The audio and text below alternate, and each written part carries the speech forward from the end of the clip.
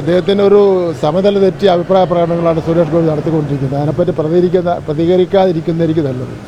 ഈ ഐക്യകേരള രൂപീകരണത്തിന് ശേഷം ഒരുപാട് സമരങ്ങൾ നടന്നിട്ടുണ്ട്, ഒരുപാട് ആൾക്കാർക്ക് പരിക്കേറ്റിട്ടുണ്ട്, ഒരുപാട് ആൾക്കാർക്ക് ഗുരുതരമായ സ്ഥിതിവിശേഷം ഉണ്ടായിട്ടുണ്ട്. ഞങ്ങൾ സാറിന് സമരം ചെയ്യുമ്പോൾ പ്രശ്നങ്ങളുണ്ടാകുന്നത് സ്വാഭാവികമായിട്ടാണല്ലോ. അതൊരു വലിയൊരു അതിശോക്തിപരമായ കാര്യമായിട്ടൊന്നും ഞങ്ങൾക്ക് തോന്നുന്നില്ല. കഴിഞ്ഞ 4 പതിറ്റാണ്ട് കാലഘട്ടത്തിൽ ഞാൻ രാഷ്ട്രീയ രംഗത്ത് നിൽക്കുന്നതാണ്.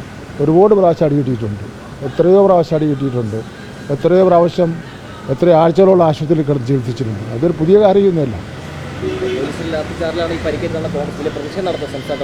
അത് സ്വാഭാവികമായിട്ട് സമരം നടത്തുമ്പോൾ ലാത്തി ചാർജ് ഉണ്ടാവുമെങ്കിൽ അതിന് പ്രതിഷേധം നടത്തുന്നത് അത് പുതിയൊരു കാര്യമായിട്ടൊന്നും ഞാൻ കാണുന്നില്ല. കേരളത്തിൽ നടന്നുകൊണ്ടിരിക്കുന്ന കാര്യങ്ങൾ തന്നെയാണ്.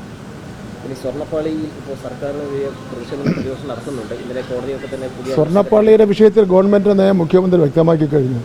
ആരാണോ കുറ്റക്കാർ അവർ ആരും രക്ഷപ്പെടാൻ വേണ്ടി പോകുന്നില്ല. അത് എത്ര വമ്പനായിരുന്നാലും അവർ ശിക്ഷിക്കപ്പെടുമെന്ന കാര്യത്തിൽ സംശയമില്ല. എല്ലാ പഴുതും അടച്ചുള്ള അന്വേഷണം നടന്നുകൊണ്ടിരിക്കുകയാണ്. അപ്പോൾ അതിൽ രക്ഷപ്പെടുന്ന പ്രശ്നമേ ഇല്ല. ഉണ്ണികൃഷ്ണൻ പോറ്റി കടകംപള്ളിയുടെ ബിനാമിയാണെന്നാണ് പ്രതിപക്ഷമടക്കം ആരോപണം ഉന്നയിക്കുന്നത്. പ്രതിപക്ഷത്തിനെതിരെ എന്തും വിളിച്ചു പറയാമല്ലോ. ഭരണപക്ഷത്തിനെതിരെ എന്തും വിളിച്ചു പറയാമല്ലോ. അതിന് ഒരു അടിസ്ഥാന തെളിവോ രേഖയോ എന്തെങ്കിലും ഉണ്ടോ? ഒന്നുമില്ലാതെ ഒന്ന് വിളിച്ച് പറഞ്ഞുകൊണ്ടിരിക്കുകയില്ലേ. സുരേഷ് ഗോപിയുടെ ഒരു വാദം ശ്രദ്ധപ്പെട്ടിരുന്നോ?